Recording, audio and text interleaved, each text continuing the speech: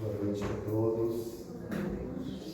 Sejamos todos fraternalmente acolhidos pela Casa de Irmão Estevão, pela Sociedade Divulgadora do Espiritismo Cristão. Falar que é uma alegria muito grande voltar a conversar com vocês.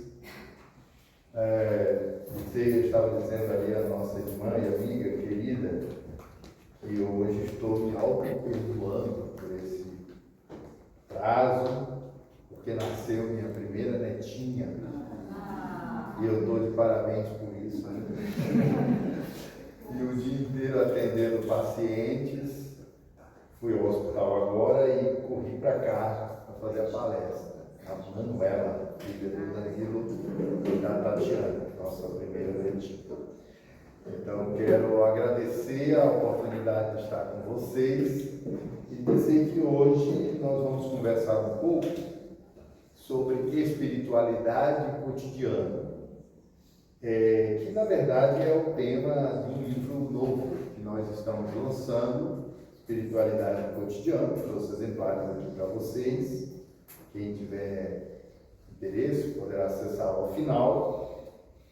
E o que é a espiritualidade no cotidiano? Há uma questão no Livro dos Espíritos, Kardec, com a sua larga e profunda sabedoria, com a sua inteligência percussiente, auditiva, ele pergunta assim: qual a missão do Espiritismo junto à humanidade? E os espíritos sábios respondem: combater o materialismo em todas as suas formas e expressões. E nós não temos a menor dúvida que a chaga da humanidade, a nossa maior dificuldade como espíritos, como dizia o nosso irmão em Um Planeta de Provas e Expiações, é transcender ao materialismo, é ir além da materialidade cotidiana.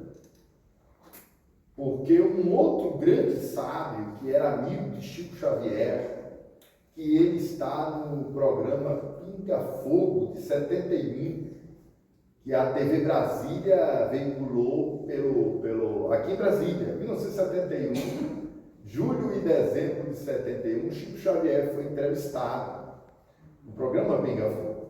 E lá estava o grande amigo dele, que escreveu mais de uma dezena de livros, chamado José Herculano Pires. O Chico Xavier dizia que o Herculano Pires foi o melhor metro que mediu Kardec. Ele foi um dos tradutores da obra do Kardec, pela editora Lac. E o Herculano Pires dizia: o Espiritismo é uma filosofia prática. Já foi falado de prática aqui.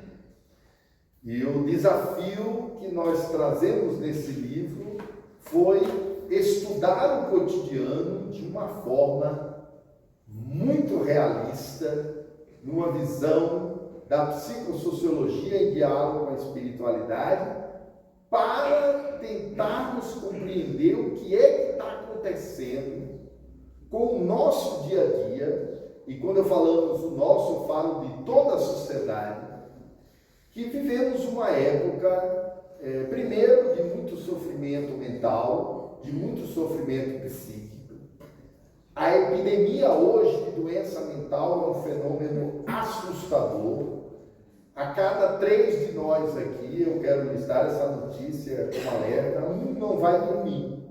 Segundo estatística da Organização Mundial de Saúde, a cada 3 pessoas do planeta Terra, um não está dormindo bem. Está com problemas relacionados ao sono. Vivemos uma era na qual, em 2035, a Organização Mundial de Saúde prevê que 15% da humanidade estará sofrendo de transtorno depressivo. Então, nós estamos numa era em que nunca foi tão necessário a espiritualidade no cotidiano. Porque observemos como é que funciona o nosso cotidiano, nosso, social, coletivo, de uma civilização inteira. Nós praticamos no dia a dia o mundo do trabalho, o mundo das relações materiais. Se os senhores se derem a conta, assim como 1/3 da nossa vida é dormindo, pode colocar 10 horas, 12 horas às vezes, dedicados ao mundo do trabalho, né? A um mundo voltado ao interesse material. E nas sociedades livres, qual a nossa, democráticas, nós temos o direito de praticar a religião no tempo que sobra.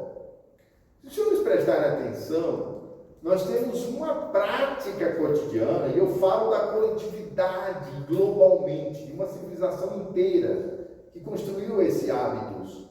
Nós temos uma prática voltada à materialidade.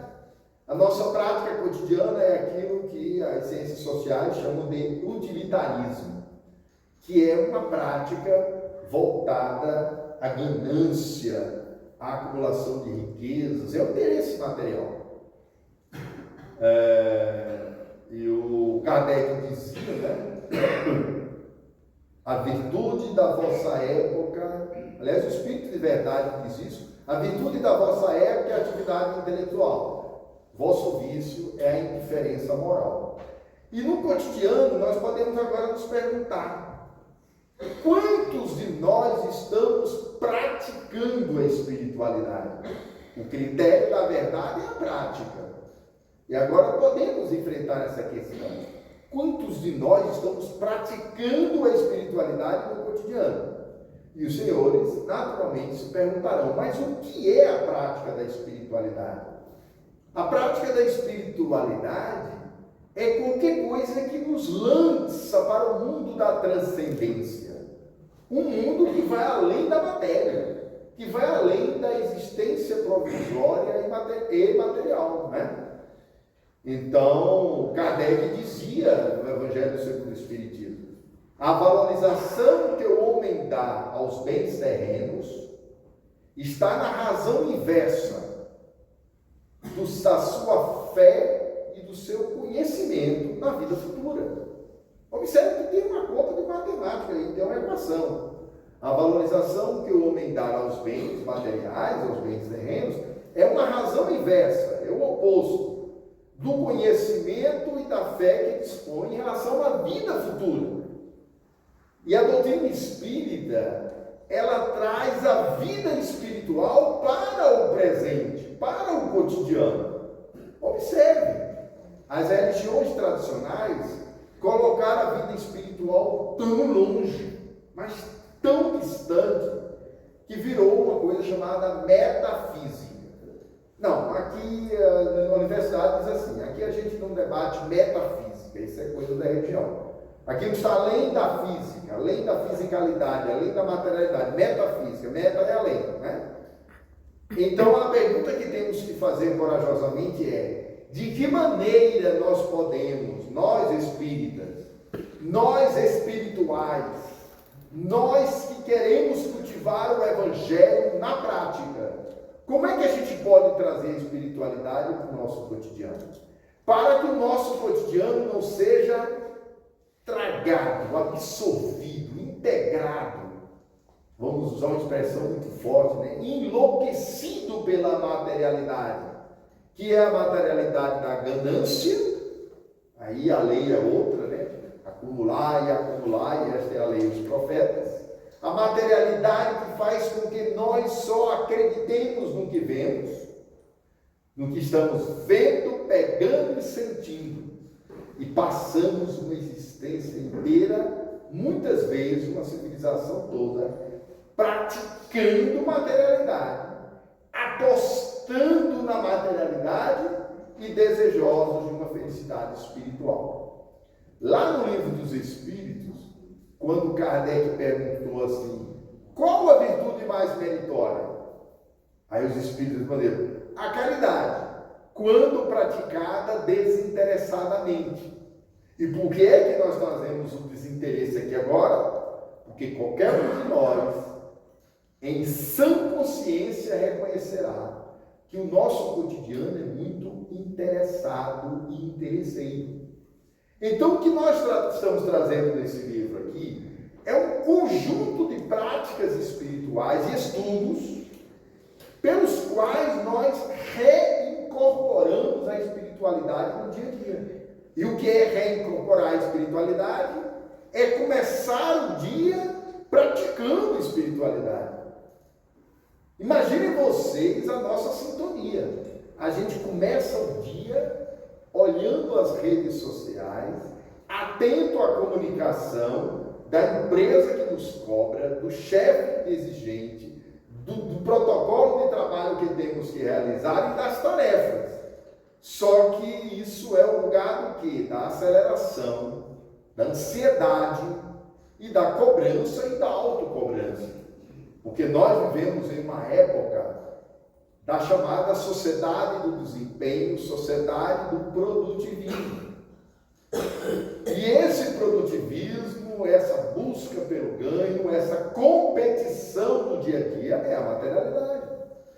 Então, nós tratamos no livro uma série de possibilidades de como praticar a espiritualidade no cotidiano. De começar o dia diferente. Iniciar o dia praticando esta aula da espiritualidade, que é a oração e a meditação. De começar o dia ao contrário, evitando o acidente de trânsito que vai vir por causa do grau de aceleração na qual nos encontramos.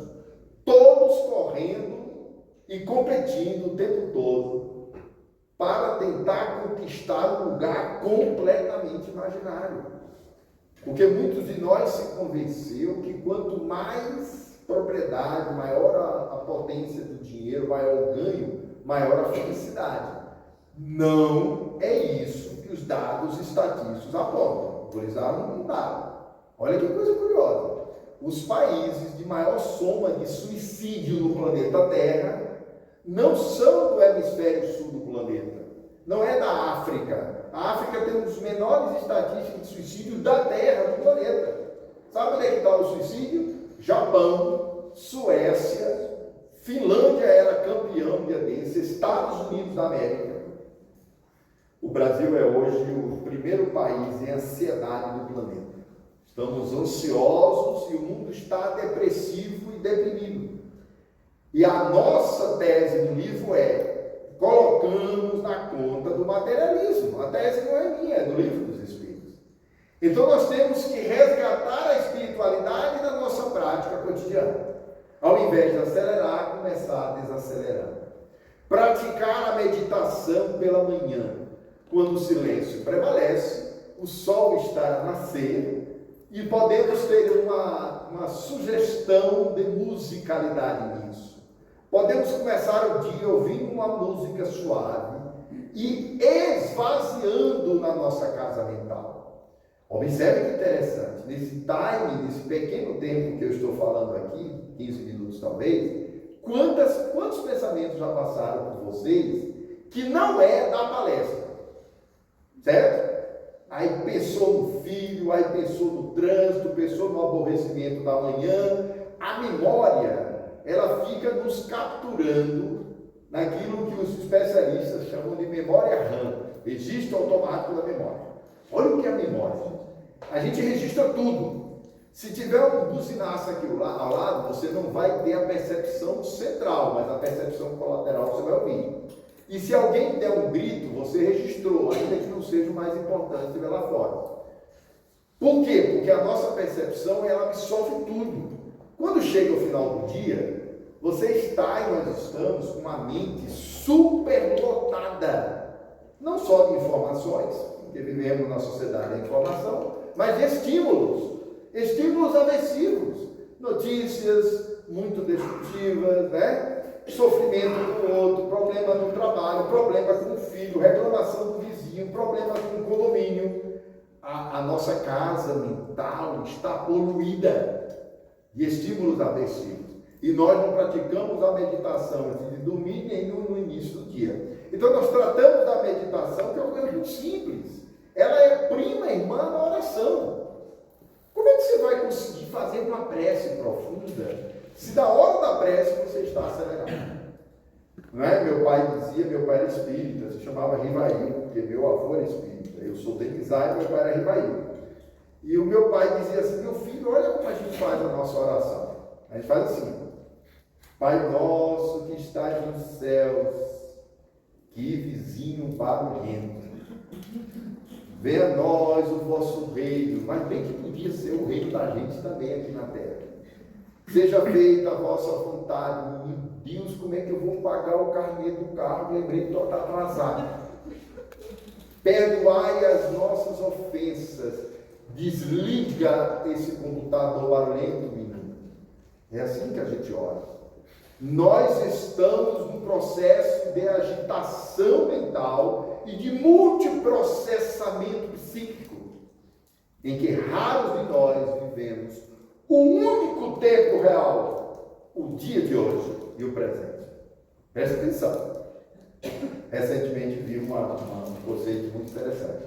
Nascemos em um dia, vivemos em um dia e morremos em um dia. Por quê? Porque o tempo que nos corporifica a existência é este dia. E Jesus foi tão sábio que disse: a cada dia basta o seu mal. Então, viver uma manhã por vez, um almoço por vez, um dia por vez, encerrá-lo para começar o outro. O que a gente faz? A maioria de nós está adoecido porque está preso a memórias traumáticas do passado. A mente é capturada, o nome disso é o inconsciente, fica capturado na infância. E o sujeito fica ruminando o sofrimento que passou na infância. Ele vai à clínica psicológica para dizer: algo me incomoda. E quando ele começa a relatar, o especialista percebe que é a história dele. Está na infância, está no abandono infantil, está na desesperança, está na queda do vínculo, está na violência sofrida, que volta na forma de sintoma, sofrimento. Mas isso é o quê? É a alma superpovoada de fantasmas. E agora o fantasma não são os espíritos, está dentro da gente. Então presta atenção, o que faz a meditação? Esvazia. Primeiro princípio da meditação, depois a gente vai falar da prece: desacelerar e deixar passar os pensamentos. Olha como é fácil. Eu tinha um programa de televisão aqui em Brasília que chamava Sinais de Evolução. Aí eu entrevistei um grande sábio dessa cidade chamado Pierre Rivail, um psicólogo francês, Pierre Rivail, que fundou a Universidade Holística Internacional da Paz. Ele dizia: o que é meditação? Deixa passar. Você senta, pode colocar uma música suave e deixa os pensamentos passarem. Nem os corrige, nem os reprime, nem os exclui e nem briga com eles. Como se fossem nuvens. As nuvens não passam, você olhando para o céu. Deixa o pensamento passar. Não briga com ele, não. Pode ser qual for. Que raiva, deixa passar. Que saboroso, deixa passar. Que alegria, que deixa passar tudo. Deixa passar. Fica observando os próprios pensamentos. O nome disso é meditação. Esvaziamento do registro automático da memória. Então, começa o dia praticando espiritualidade. Esvaziando a mente superpoluída de traumas, tristezas, revoltas, representações mentais negativas, pessimismo e tudo que nos faz sofrer. Meditação, mindfulness, atenção plena, não deixa passar os pensamentos. Silêncio mental, esvaziamento. Sabe o que acontece? Desacelera tudo. Se você começar o dia desacelerando, o seu dia vai ser profundo e com claridade cognitiva. Você vai começar a olhar detalhes que você não via antes. O Dr. Augusto Cury, que é um grande psiquiatra brasileiro, ele diz que as pessoas passam por lindas paisagens, por pássaros cantando, por sorrisos espontâneos de um e de outro, e não veem, porque elas estão focadas na aceleração do que elas acreditam que precisam fazer naquela hora. É como se fosse uma bentola que não permite a gente ver o todo. Meditou, desacelera. Desacelera, esvazia. Quem esvazia começa a enxergar o profundo. Claridade cognitiva. Então, prática de espiritualidade e meditação. Primeiro, medita. A mente está desacelerada. Você está menos adrenérgico, menos adrenalina. Não é? Todas as monoaminas que são relaxantes foram lançadas na corrente sanguínea. Agora você ora. Agora você pode entrar na mediúnica e praticar o passe. Gente, presta atenção.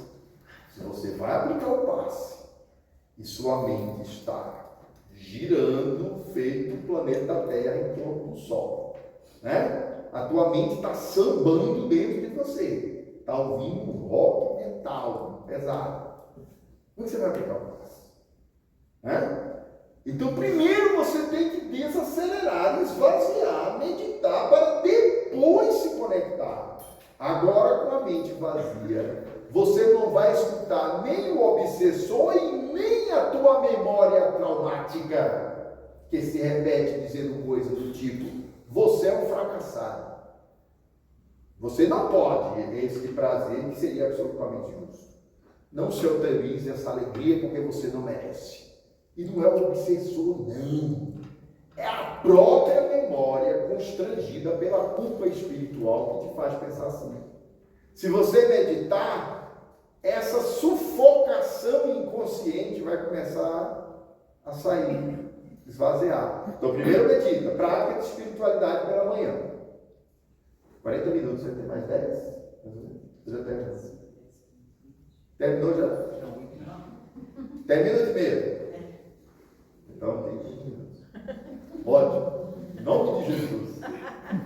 Então, gente, meditação, né? Esvaziamento, desaceleração, contato com uma consciência tranquila, que se autoaceita, que não se auto-sabota e está desacelerada.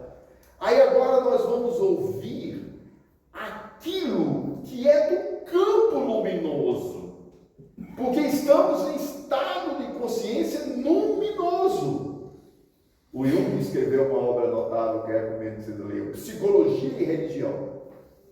Aí ele trata dos estados nobilíssimos de consciência, a meditação deles. Um estado nobre, em que você sorri espontaneamente, em que um estado no qual o relaxamento muscular já se estabeleceu.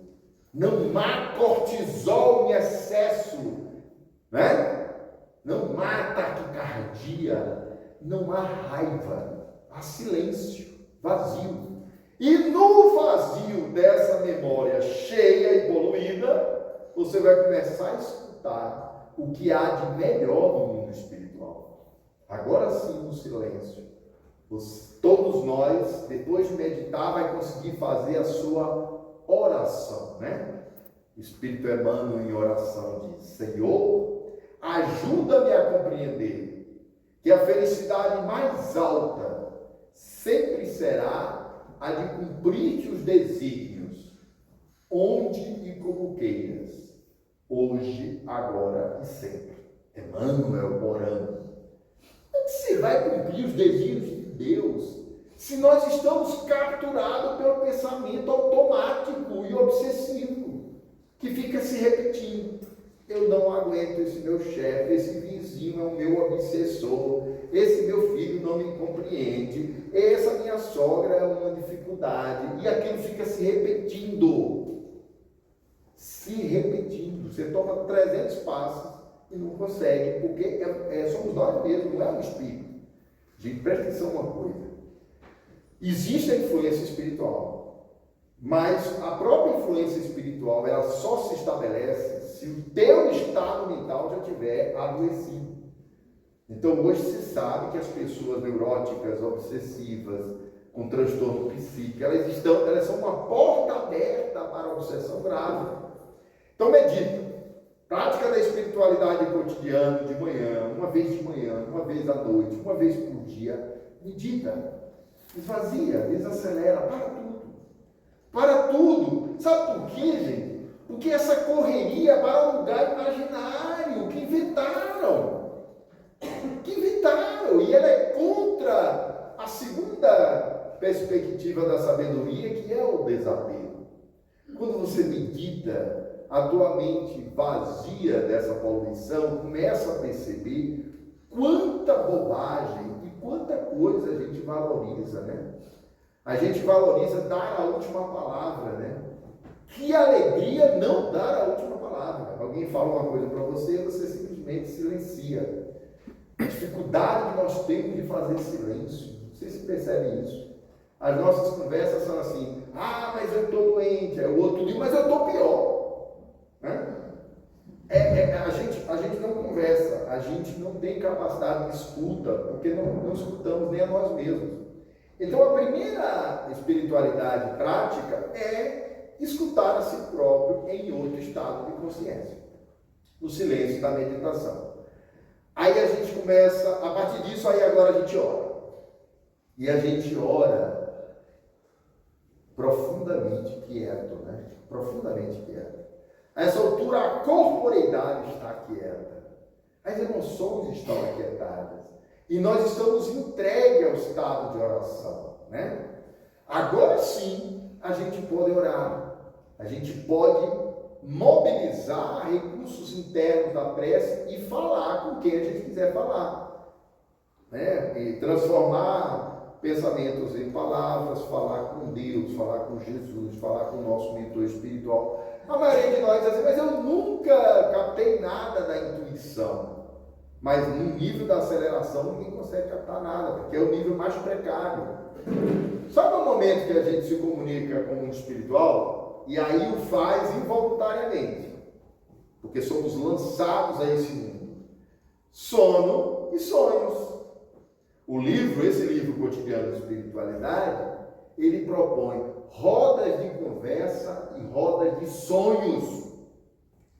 Gente, imagina uma roda de sonhos fraternidade e mosteiro. Aí combinássemos o sábado de manhã, todo mundo viria do mosteiro. E cada um teria ali 10 minutinhos, 6 minutos, para relatar um resumo do que sonhou. Roda de sonhos. Se tem um lugar que nossas mentiras, nossas fraudes, nossa autossabotação, tudo desaparece para reaparecer em uma realidade crua e nua. É o sonho. E se nós entendermos o que está acontecendo lá, a gente começa a se compreender, né?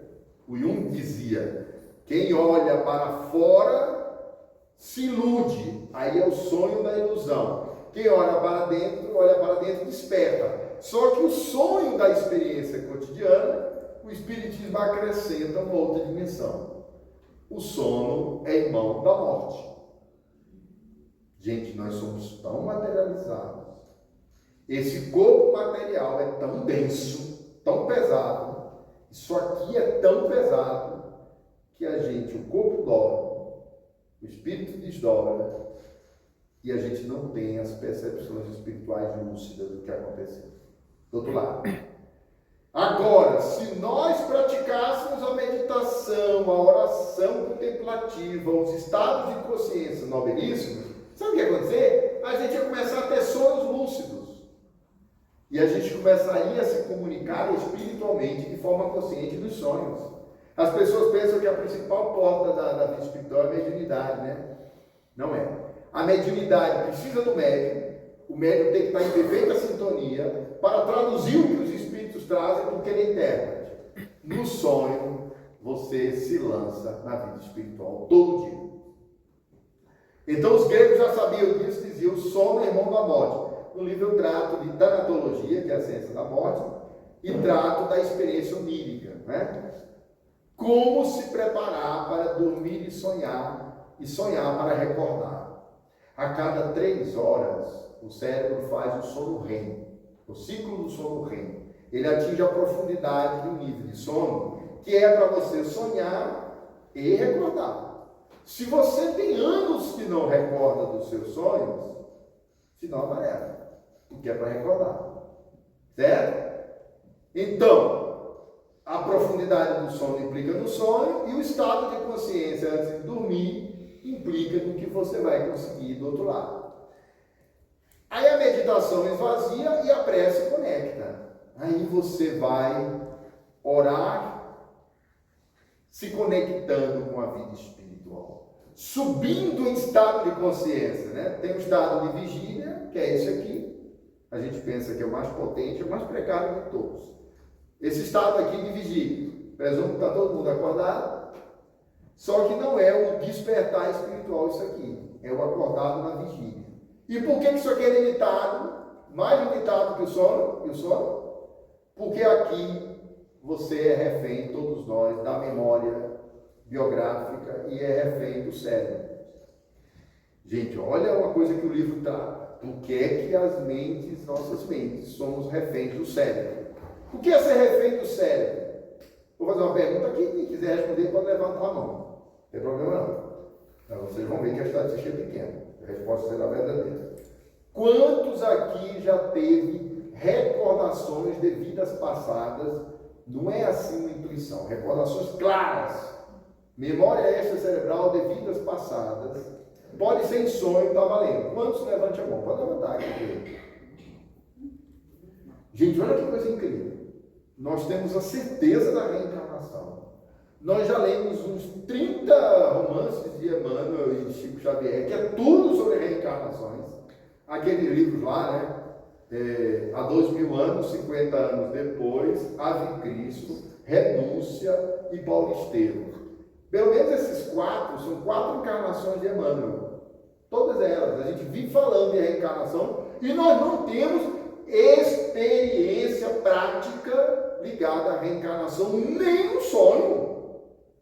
O Kardec disse, já recordando Platão dizia, o corpo é o túmulo da alma. E nós passamos por um esquecimento tão poderoso que a gente não tem nem uma consciência mínima, né? Existem avatares na Índia, e não é falso não, é verdadeiro. O sujeito lembra 12 encarnações. Até porque a Índia é um país que todo mundo acredita em reencarnação. Se uma criança disser assim, eu estou lembrando que foi fulano, ninguém nem questiona. Porque a reencarnação é um dado para ele de quase 1 bilhão de pessoas que tem reencarnação da Índia. Aqui se uma criança disser, mãe, eu estou lembrando, não sei o quê, para com isso, é fantasia, bobagem, né? Mas observe, a nossa prática de espiritualidade não chega ao sonho lúcido e não chega a uma mínima percepção dos fenômenos espirituais, dentre eles existências passadas. E aí nós sofremos por todo esse efeito e não temos essa prática espiritual nem da meditação, nem da oração. E muito menos ainda os valores do Evangelho. Gente, se o Espiritismo é uma filosofia prática, se o critério da verdade é uma prática, perguntemos-nos corajosamente. Quanto é de Evangelho que eu estou praticando no cotidiano? Quanto é de perdão que eu estou oferecendo? Quanto é de resiliência, de tolerância, de solidariedade no cotidiano? Preste atenção. A sociedade cria seus mecanismos. Você pode no final de semana ir para a igreja. Todo mundo vai para a igreja no final de semana, o espírito vai para o centro. E nós acreditamos que esse transporte para a vida religiosa, ele vai fazer com que a gente se transforme. Mas essa transformação precisa ter uma checagem de realidade no cotidiano. A pergunta aqui agora e muitos especialistas de outros fazem essa pergunta, dentro da sua empresa, olha que interessante, gente, as empresas estão pensando em espiritualidade. Eu abri um capítulo nesse livro chamado Espiritualidade e Organizações. Sabe o que as empresas estão preocupadas? Elas descobriram que os trabalhadores que tiveram oportunidade, que têm oportunidade de praticar alguma fé, alguma espiritualidade no dia a dia, eles ficam melhores. Eles têm mais saúde mental. A principal causa de afastamento laboral hoje no mundo é a depressão. Então o que as empresas estão fazendo? Vamos trazer rodas de conversa, rodas de sonho e práticas de espiritualidade para o dia a dia. Aí autoriza a meditação, autoriza o grupo de religioso, no hora do almoço, autoriza qualquer coisa que remeta ao ser humano à espiritualidade. Gente, praticar a espiritualidade é praticar a doutrina espírita. quando Kardec disse a valorização que o homem dá aos bens terrenos está na razão inversa do seu conhecimento, na sua fé na vida futura, ele estava falando de um conhecimento experiencial, prático. A doutrina espírita é uma doutrina prática. Ela é prática porque a origem dela é a mediunidade, prática. E ela é prática porque os valores do Evangelho só fazem sentido na prática. E ela é prática porque ela diz que a reencarnação tem a finalidade da evolução. E se tem a finalidade da evolução, nós temos que nos perguntar de quanto de espiritualidade e crescimento estamos tendo na nossa experiência cotidiana. Aí cada um vai ter que fazer a tarefa, mais uma tarefa de espiritualidade, autoconhecimento. Vai ter que se perguntar assim, peraí, o que mudou do 25 para 26? Eu estou falando do ano. Aí você faz mais profundo. Então vamos dar uma margem maior. Dos 30, estou fazendo 40 anos. Então o paciente está fazendo 40 anos agora, né? E os estudiosos dizem que o cérebro se transforma a cada década. O cérebro precisa de uma década para fazer certas mudanças neuroquímicas que refletem o desenvolvimento do próprio cérebro. Maturação do sujeito. Aí você se pergunta, dos 20 aos 30, 30 aos 40, o que mudou dentro de mim? Em que eu me transformei? Autoconhecimento. Olha o que o Kardec pergunta. Qual o meio prático mais eficaz para o homem combater as suas más inclinações e resistir à atração do mal? O sábio da antiguidade Volvo disse, conhece-te a ti mesmo. E a frase lá na Grécia era, conhece a ti mesmo e conhecereis aos deuses e ao universo. Os gregos eram politeístas, era a frase no oráculo de Delfos. Conhece a ti mesmo. Ora, como é que eu conheço a mim mesmo sozinho? Eu preciso também de suporte para isso. Eu preciso do olhar do outro. Eu preciso da roda de conversa. Eu preciso da roda de sonhos. Eu preciso, às vezes, da análise para me conhecer.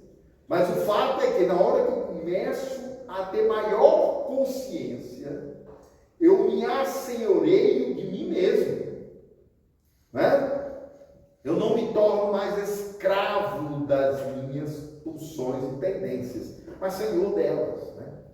O Freud achava, pessimista que era, que nós éramos escravos em nossa própria alma, casa mental. A doutrina espírita diz, peraí, então vamos ver como é que a gente pode fazer para não sermos escravos das nossas más tendências, más inclinações. Primeira resposta. Gente, vocês acham que a nossa primeira resposta qual é? Faça um laboratório. Se alguém nos agride, qual é a primeira resposta? Aquela na qual, por encarnações, nós fomos treinados. Se alguém nos fere, qual é a primeira resposta? Estou falando a primeira. Então a meditação que ela faz, deixa passar a primeira resposta. Vamos voltar para Chico Xavier para ver se não é a mesma coisa? A água na boca. Chico Xavier dizia, coloca a água na boca, só isso. E fica lá com a água na boca durante não sei quanto tempo. Você vai perceber que você quis falar 300 coisas, mas você próprio se impôs a água na boca e não falou. A primeira resposta é a menos consciente possível. É a menos clara, é a automática, é aquela que nós conhecemos. Agora, como somos espíritas e queremos evoluir, o que faremos? Não, a primeira resposta eu não embarco, porque é a pior mesmo. Já estou com raiva mesmo, já estou zangado, aborrecido, encolerizado, insatisfeito. Não vou na primeira resposta. Aí deixa passar a primeira onda. A segunda vem melhor. Sabe uma coisa? Não foi tanto assim. Isso é o sujeito pensando.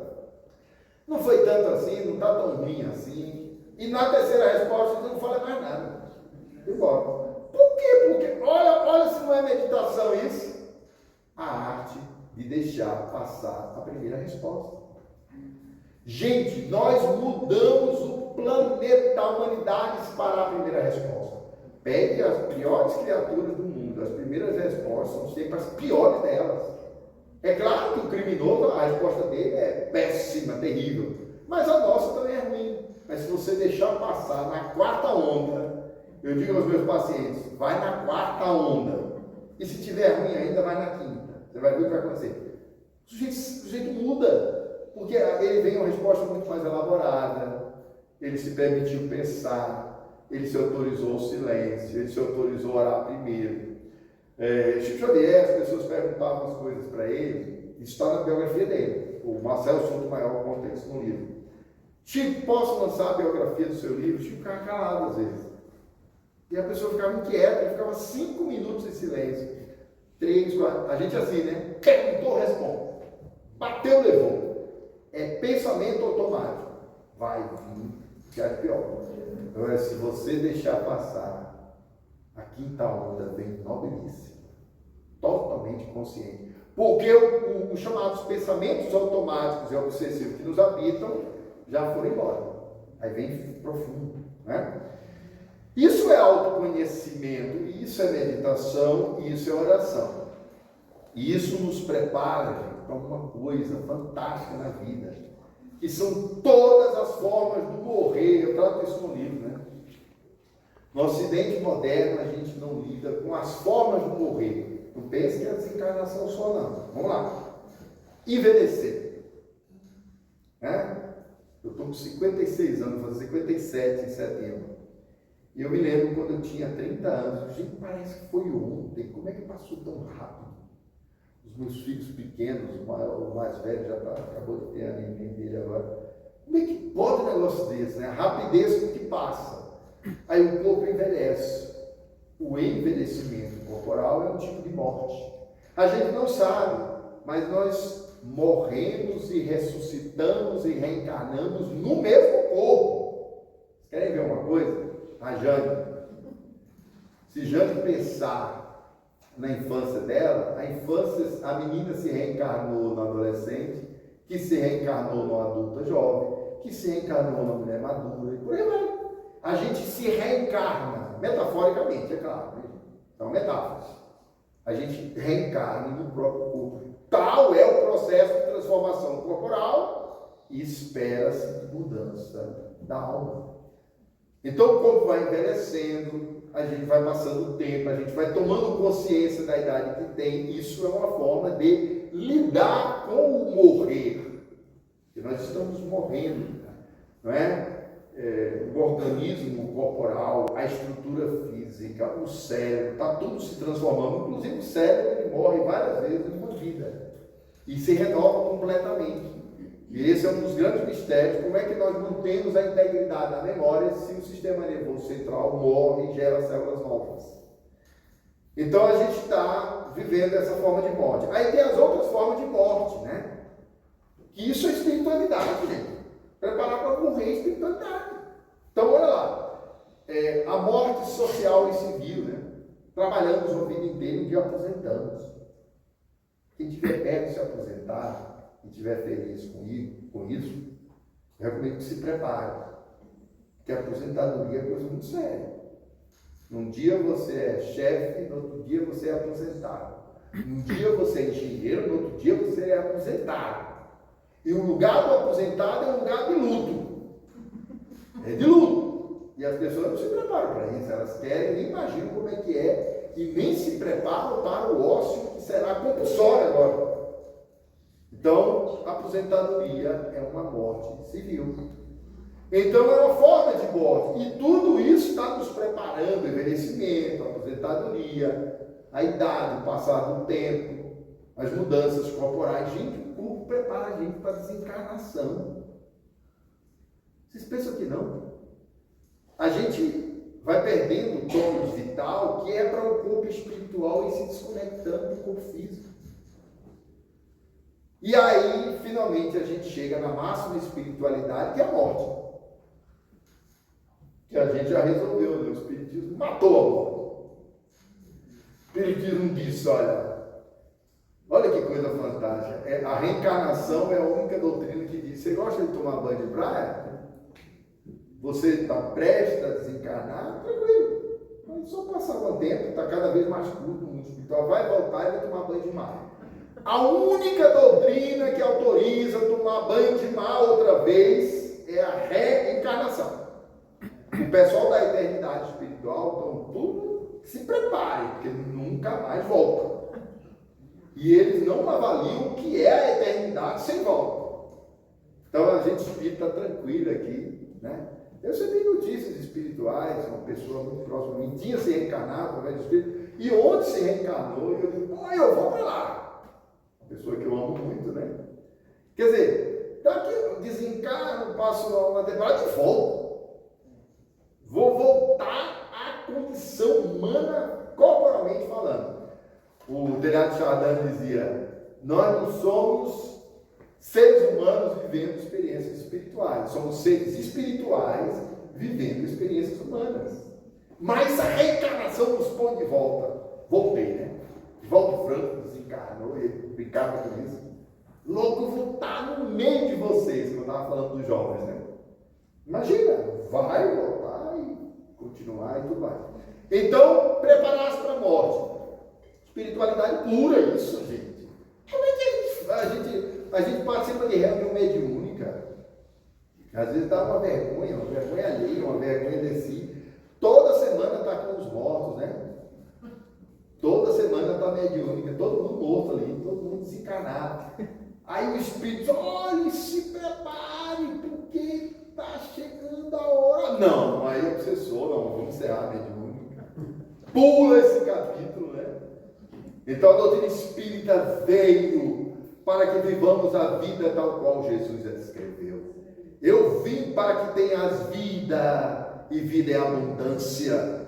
Não é possível que essa abundância seria a miserabilidade de 80 anos, que fosse 90. E passa assim, ó. Você vê, você está com 90 e indo embora.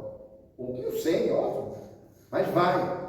O Sócrates dizia, ninguém sabe que se a morte não é o maior bem dos homens.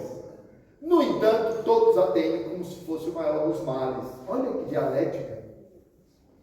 E se a desencarnação da alma feliz, leve e cumpridora dos seus deveres, alegre, amorosa, foi a coisa mais prazerosa da vida? Aí agora vamos ver, né? O que a gente está fazendo no nosso cotidiano. A opção por uma materialidade que nos leva a lugar nenhum. Chico Xavier dizia, graças a Deus aprendi a viver com o essencial. Gente, quando você põe um limite, toda a minha faixa de conforto aqui, tá bom. E não a loucura do acumular e acumular, porque esta lei dos profetas. Então eu termino falando da morte na desencarnação, dizendo, existem muitas formas de morrer. E a gente precisa integrar a espiritualidade como uma coisa viva. Olha o que o Espiritismo diz, desencarna, aí dorme um período, fique tranquilo. Olha, é só mais ou menos. A gente sabe, tem um erro, é reconhecido pela própria fé. Não foi 8 anos que André Luiz ficou, foi 8 meses. Aquilo, a própria fé já reconheceu, não foi 8 anos não. Você pega a vida do André Luiz, ele ficou aí 8 anos, não foi, aquilo foi um erro de escrita que depois eles deixaram. O Chico depois corrigido, isso foi 8 meses. Eu estou falando isso porque se a gente for rigoroso demais com a condição humana, vai todo mundo para o umbral, que é uma bobagem. Não é assim, gente. Não é assim. Não é assim. Eu duvido. O irmão aqui vai desencarnar numa boa. E eu espero estar junto. Quer dizer, porque se a pessoa foi honesta, se ela lutou pelo bem, se ela trabalhou pelo bem, por que ela vai para o umbral? Agora, ela não vai para visitar Jesus, né? Aí é outra coisa. Muita gente que acha tem uma existência só, e o próprio Jesus disse, sede perfeitos como perfeito é o vosso Pai que está nos céus. Como é que você consegue perfeição com a sua encarnação, gente? Tem um pastor que eu gosto muito, só que ele acredita que ele vai ver Jesus, né? Aí eu acho um pouco demais, né? Porque é coisa muito alta, né? É coisa muito alta para ver Jesus, né? Mas pode ver seus familiares. Aí dorme um períodozinho, ali dorme, quando acorda, pensa que está vivo. Olha que coisa fantástica. O corpo espiritual é tão parecido com o físico. O perispírito é cheio de pulsão de vida, que a gente vai pensar que está vivo. Isso quem disse foi o Kardec. O Kardec disse que a maioria dos espíritos que ele ouviu pensava que estava encarnado ainda, que era a ilusão universal dos espíritos pensar que está vivo. Vai pensar que está vivo. Aí vai entrar em casa, vai voltar, vai ver aquilo, vai fazer aquilo outro, e depois vai ser informado, né? De preferência que não seja numa reunião mediúnica de pouco preparo para os doutrinadores assim, meu irmão, você já desencarnou, aceita que dói menos. Ele toma um susto, não é assim. Vamos devagarinho para essa informação. Mas eu termino falando desse despertar e dizendo que este livro trata da espiritualidade na prática, espiritualidade vivencial, espiritualidade genuína, que não é um discurso brilhante, que não é um livro, não é uma teoria, é uma experiência prática com a qual nos conectamos. Aí aprendemos a arte do desapego, a arte da meditação, a arte da oração e a arte da amorosidade, né? Porque o que há é um fardo muito pesado. Aqueles que odeiam e se alimentam do ódio estão muito infelizes. É muito mais fácil viver de forma mais leve, amando. Então, que nós integremos a espiritualidade em nosso cotidiano e façamos esse movimento do despertar, né? No poema que diz: desperta a tua alma adormecida nas ilusões perigosas desta vida. Não te detenhas ante as sombras do caminho. As belas rosas também trazem seus espíritos. Se alguém magoou teu coração, não te entristeças. Segues em oração. Sendo a vida na terra passageira, se caminhas para a libertação, esquece as ofensas e perdoa. Segue para a tua evolução. Se tens conhecimento do Evangelho, se praticas um pouco a caridade, não podes dizer que não sabes ou não conheces o que é a felicidade. Ergue teu olhar, fita a natureza. Pensa que pode ser leve o teu fardo e suave a tua cruz, se tiveres no teu coração Jesus. Eu vou terminar mesmo agora dizendo que um dia Chico Xavier estava na casa dele e de repente ele viu um clarão no quarteirão inteiro, na rua inteira, clarão espiritual. E ele disse: Emmanuel, o que é isso? Ele disse: que você está sendo visitado por um soldado romano. E outros soldados chegaram para ele, eles estavam protegendo cristãos no auge da perseguição de Nero, e disse: você está seguindo Jesus? Você é seguidor de Jesus? Onde está Jesus? E o soldado responde: está dentro do meu coração. E como os romanos odiavam, o sujeito foi lá e arrancou o coração físico dele. E ele desencarnou dizendo: ele está em meu coração. Que Jesus, na prática, na vivência do amor e do perdão, da paz e do silêncio, da desaceleração e da prece, da prática da espiritualidade viva, que descobriu a consciência de mortalidade, nela vive, vivendo a cada noite, a cada hora, um dia por vez, e despedindo-se da vida, como se esta fosse a última noite. Minha gente, fiquem tranquilos, é brincadeira, vocês vão viver 120 anos, tá bom? Obrigado pela atenção de vocês. Quem quiser o livro, eu trouxe. Depois do passe, lá à mesa, a gente oferece autógrafo para vocês. Muita paz, bom retorno aos nossos lares e vamos viver a espiritualidade na prática.